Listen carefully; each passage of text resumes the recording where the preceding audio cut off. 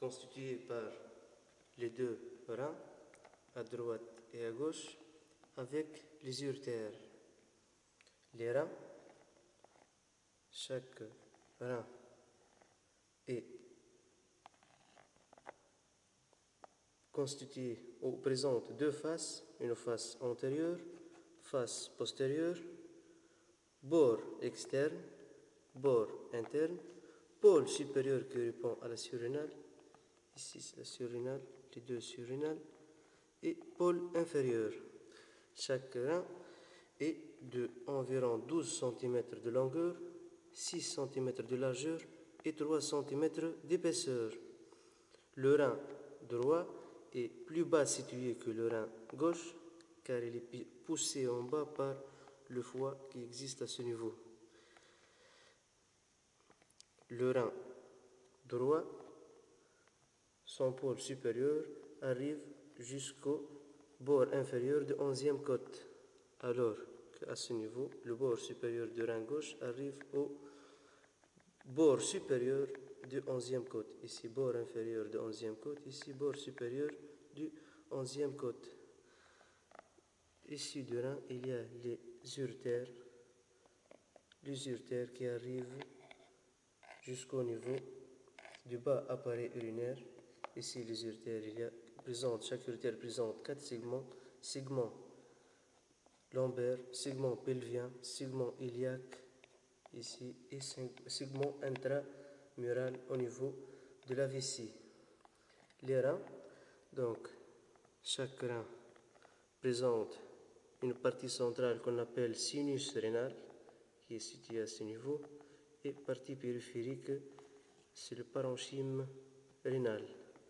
Ici, sur un rein grossi 3 fois de taille, ici c'est le sinus, à la partie centrale, c'est le sinus rénal, avec partie périphérique, c'est le parenchyme rénal. Ici le sinus rénal présente le pédicule rénal et formé par les voies excrétrices des urines avec l'artère rénale et la veine rénale. Ici, il y a les calices mineurs.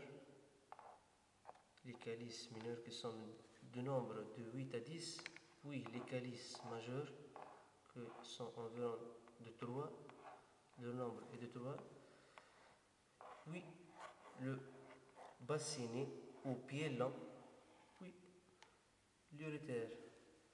Ici, en plus, cet espace est comblé par de graisse, espace cellulo-graisseux. Partie périphérique ou parenchyme rénal est constituée par une partie centrale ou médulaire et partie corticale. Partie centrale ou médulaire qui est rouge foncé et qui est constituée par des pyramides.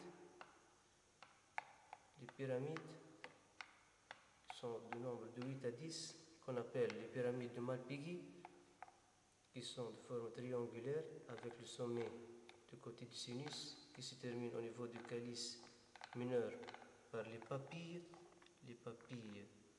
rénales. Entre les pyramides de Malpighi, il y a les colonnes de Bertin.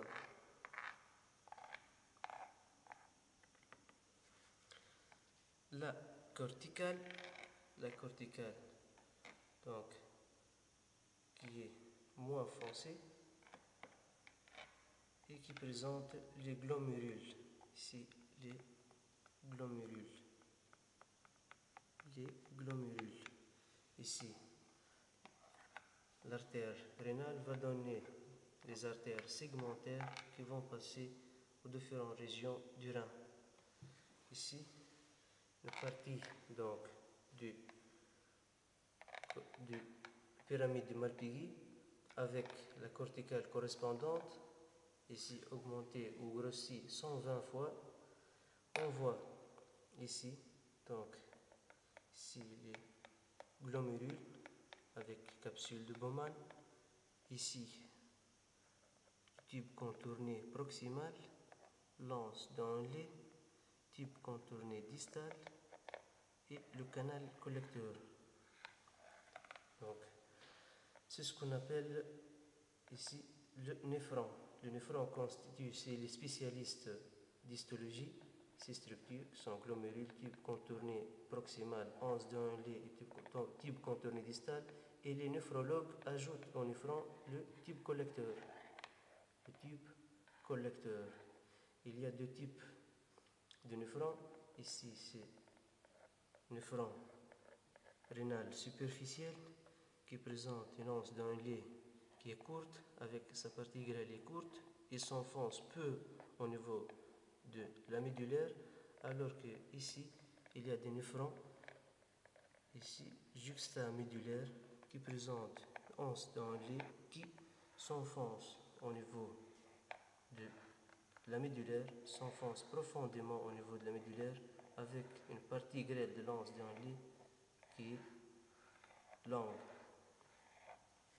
Ici, vascularisation, donc le sang arrive par les artères segmentaires, puis ici les artères interlobulaires arrivent ici au niveau des artères arquées, puis passe ici pour donner les artères afférentes qui arrivent au niveau du glomérule, puis sort les artères efférentes et passe au niveau de la médulaire pour donner les artères droites, et le sang revient par les veines droites, passe dans les veines arquées, puis les veines interlobulaires aux veines segmentaires, puis aux veines rénales.